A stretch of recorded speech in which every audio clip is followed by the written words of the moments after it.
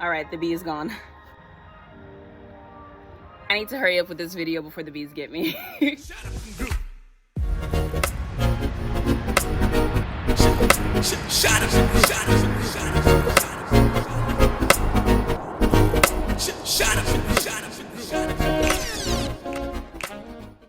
YouTube, what's up? Welcome back to the college series. It has really been too long, but I am so excited to see you guys again. As you can see already, the background is different simply because of everything that's been going on concerning the coronavirus. My school, along with pretty much all the other schools in the nation, have shut down and we had to move off campus. But this gave me the lovely opportunity to come back home, and now I have nature as my background. Nature also has bees, so if I run away at any point in this video, you know why. So I am so excited for this video, but I first of all want to say that my thoughts and prayers are going out to all the people that have been affected by COVID-19. I know that right now in our world, it's a major time of uncertainty and uneasiness, but I am praying for all of you guys and the people that it has affected. I just want to point out how important it is to remain prayerful and connected during this time, because it's the small things that each of us does that ends up helping the whole in the end. But the reason I'm so excited about this video is because the timing is impeccable.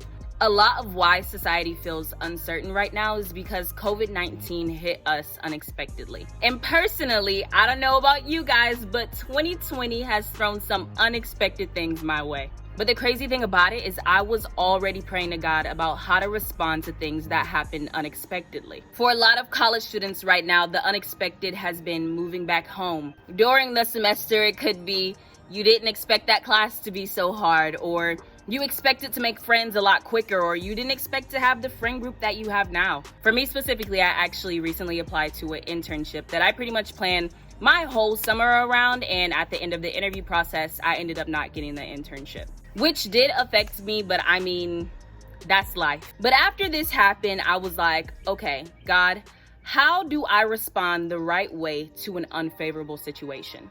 And I came across this quote on Pinterest. I love Pinterest. And it read this: you can only control two things in life. One, your attitude, and two, your actions. So this made me ask myself, how am I gonna respond when life doesn't go as planned? Aside from COVID-19 or not getting an internship, there are many things in life that happen that are unexpected. In college, it's inevitable that you're gonna face challenges, situations, and failures that you never saw coming. But wait, what do they say? If you're not failing, you're not trying. For me, the worst part of all these unexpected things was I felt like it was affecting my peace. If you want it more simply put, it was messing with my vibes.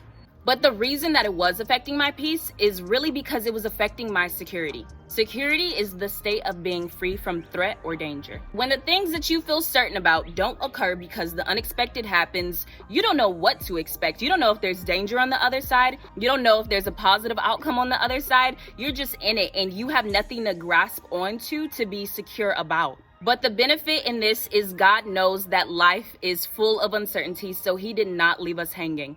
After all this happened, I said, God, all right, I need something in my life to help me remain secure. I need some tips, Lord, so that I can have the right attitude when the unexpected comes my way. And this is what He gave me.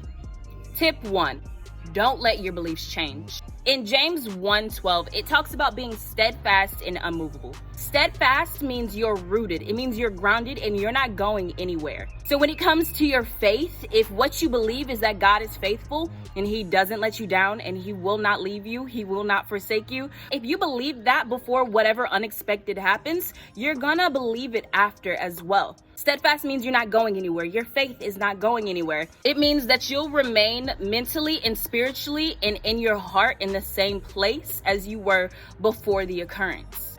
One of my favorite quotes is, don't doubt in the darkness what you have seen in the light. So after the unexpected occurrence happens, or after the unexpected just pops up in your life, it's important that if you knew that in the light, if you knew that when you were in your prayer time, that God told you that He was faithful and just. That means that when you're in the dark, when you're disappointed, when you've been let down, or when you wanted something that you didn't get, He's still faithful. Tip number 2 is don't get bitter. When things happen that you didn't want to happen, it's easy to say that God let you down, or that you didn't get what you want, so God wasn't looking out for you.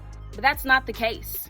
I want to first of all say that God's definition of being let down is completely different than our definition of being let down. Sometimes we define getting let down by not getting what we worked for or what we wanted so bad. God's definition of being let down is being forsaken, is being left alone, is Him leaving you amidst your trials. In Deuteronomy 31 verse 6, He says, "I will never leave nor forsake you." The fact is, no matter what happens in college, what happens in your friend group, what happens to my internship, what happens to you senior year, the Lord has not left you and He has not forsaken you. The second thing I would like to point out is God has a funny way of when He denies you something that you think is good, He is going to in turn give you something better. Like you think you knew what you wanted until you got what He gave you, and then you realize what you really wanted and needed. Tip number 3 is don't let it disrupt your routine. By routine, I'm mostly referencing your prayer life, your expectancy, and your hope in the Lord.